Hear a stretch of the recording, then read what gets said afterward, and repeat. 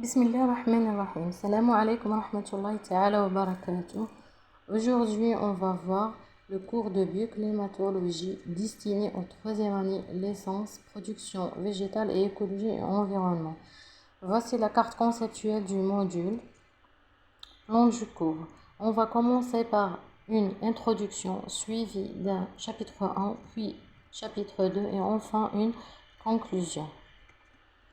L'introduction. Actuellement, la bioclimatologie est devenue une science très étudiée dans tous les domaines par l'influence des facteurs du climat et les facteurs bioclimatiques sur le développement des êtres vivants et l'influence des composantes climatiques sur les milieux et les communautés. Étudier la bioclimatologie ou bien avoir des notions de base aide à bien gérer les ressources naturelles et prévenir les catastrophes. Chapitre numéro 1 consacré à la climatologie générale. La bioclimatologie est une branche qui peut se définir comme étant la science de l'étude des relations entre les êtres vivants et le milieu ambiant. Elle s'intéresse à l'étude du comportement des êtres vivants en fonction des conditions climatiques et à leurs variations dans le temps. Ces comportements sont particulièrement liés à des phénomènes énergétiques de nature climatique. Donc la bioclimatologie fait appel à l'étude de l'atmosphère, l'étude de la plante et l'étude du sol. Le climat peut être défini comme la combinaison des états de l'atmosphère en un lieu donné et sur une période définie. La définition complète et précise du climat est celle de Max Sor, qui définit le climat comme la série des états de l'atmosphère au-dessus d'un lieu dans leur succession habituelle. Donc le climat, c'est un ensemble ordonné des états de l'atmosphère et de leur interaction avec la surface sur une période donnée et une étendue déterminée. La carte suivante représente le type de climat dans le monde. La météorologie, climatologie et la relation entre eux. La météorologie est définie comme la science qui traite principalement de la mécanique des fluides appliquée à l'air, tout en faisant usage de la physique, la chimie et les mathématiques. Elle analyse et mesure des phénomènes qui se produisent dans l'atmosphère sur une courte période de temps. Donc la météorologie, c'est une science de la prévision du temps. Voici un exemple de prévision de temps. La météorologie a deux tâches fondamentales. La première, c'est l'observation de l'atmosphère à la mesure des variables atmosphériques. La deuxième tâche, c'est prévoir le temps à partir de mesures effectuées. Enfin, c'est l'explication rationnelle des processus atmosphériques ensuite à une prévision de son état futur.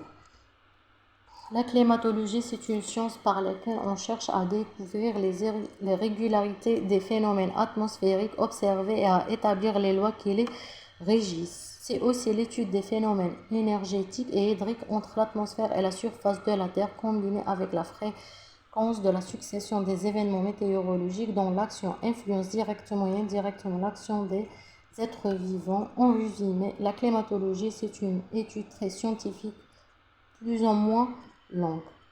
Relation entre les deux sciences. Selon Tarleton Waite, le climat est défini comme l'intégration des facteurs météorologiques et climatiques qui concourent à donner à une région son caractère et son individualité.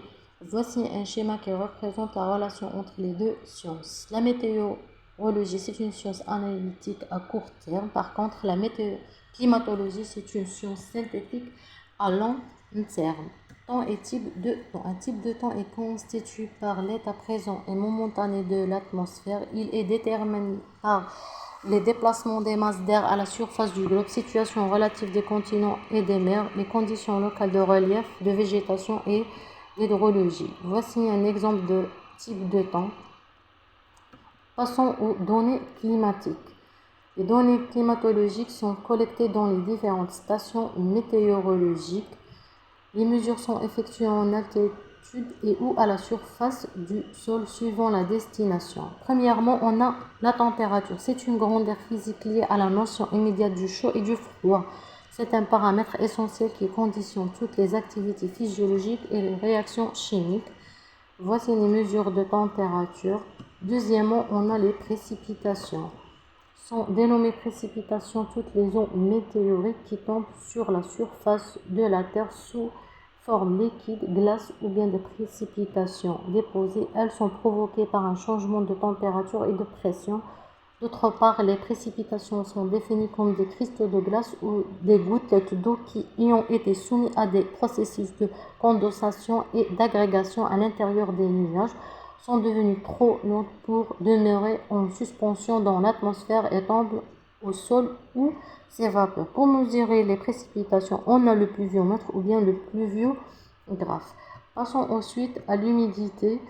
C'est une quantité de vapeur d'eau contenue dans l'air atmosphérique. C'est un élément capital car elle conditionne largement les échanges hydriques entre le sol, la plante et l'atmosphère. Elle est exprimée en kg d'eau par d'air humide ou bien par gramme d'eau par mètre cube d'air humide. Pour mesurer l'humidité, on a l'hygromètre ou bien le psychromètre. Passons ensuite au vent. Le vent est la conséquence du déplacement de l'air. Il résulte de la différence de température et de pression entre deux zones voisines. Plus la différence de pression entre deux masses d'air est importante, plus le vent sera important. Il est caractérisé par sa vitesse, exprimée en km par heure ou en nœuds dans le milieu de la météorologie. Sa direction ou provenance indiquée en degrés par rapport au nord ou bien à l'aide d'une rose de vent. Pour mesurer la vitesse de vent, on a besoin d'un appareil appelé anémomètre. Chapitre numéro 2, destiné aux méthodes de caractérisation d'un climat méditerranéen. La classification de Köppen est la classification des climats fondée sur les précipitations et les températures. La carte de Köppen-Geiger reste aujourd'hui une référence grâce à ses mises à jour fréquentes tant dans les domaines de l'hydrologie, de la géographie, de l'agriculture, de la biologie, la climatologie à travers ses recherches sur l'évolution des climats. Köppen définit un climat méditerranéen si la sécheresse est estivale, les précipitations inférieures à 40 mm durant le mois le plus sec, la température du mois le plus froid doit être comprise entre -3 et 18 degrés, le climat est dit a été chaud si le mois le plus chaud a une moyenne supérieure à 22 degrés, il est dit a été tempéré si la température moyenne du mois le plus chaud est inférieure à 22 degrés et possède 4 mois consécutifs où la moyenne est supérieure à 10 degrés. Le schéma suivant représente la caractérisation des climats selon Köppen. Le climat méditerranéen est caractérisé par un été sec et un hiver tempéré, précipitations présentes de fortes variations. Le climat méditerranéen doit son nom du fait qu'on le rencontre sur tout le parcours de la mer Méditerranée. Cependant, d'autres régions dans le monde ont le même climat, par exemple la Californie ou bien le Cap en Afrique du Sud. Voici une carte du climat de la région de la Méditerranée. Méthode d'Amberger. C'est un quotient pluviométrique adapté particulièrement aux régions méditerranéennes qui permet de distinguer différents étages climatiques. Le climat méditerranéen est d'autant moins sec que le quotient est grand. Il est également très important de noter que, à quotient équivalent, celui-ci a une valeur écologique différente selon les valeurs des températures qui interviennent. La valeur de petit m est une différentielle très importante. Elle est un seuil biologique. Voici la formule qui permet de calculer le quotient Q2 d'Amberger. L'indice d'aridité de Demerton. L'indice d'aridité d'un climat est défini par le quotient I qui est égal à P divisé sur T plus 10. Cet indice permet de caractériser le pouvoir évaporant de l'air à partir de la température. Demerton a proposé 6 grands types de climats selon les valeurs de l'indice annuel. La formule est I A est égal à P divisé sur T petit m plus 10. Indice standardisé des précipitations. Le SPI, c'est un indice conçu pour quantifier le déficit de précipitation à différentes échelles de temps. Le SPI est calculé à partir de la formule suivante. XI moins XM multiplié par SI. Passons à l'indice de végétation par différence normalisée qui est le NDVI. C'est un indicateur graphique simple qui peut être utilisé pour analyser les mesures de télédétection. En agriculture, cet indice de végétation permet de mesurer le taux de couverture des végétaux et la vigueur de la plante présente sur une parcelle agricole. Et voilà la formule de calcul de l'indice NDVI. Classification biologique des climats, ce sont des définitions et des conventions. Par exemple, un mois chaud, c'est un mois où la température moyenne est inférieure à 20. La période chaude, c'est la suite successive des mois chauds.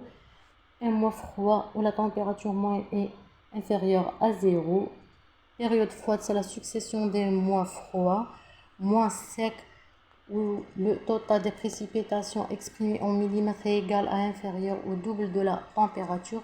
Période sèche, c'est la suite successive des mois secs.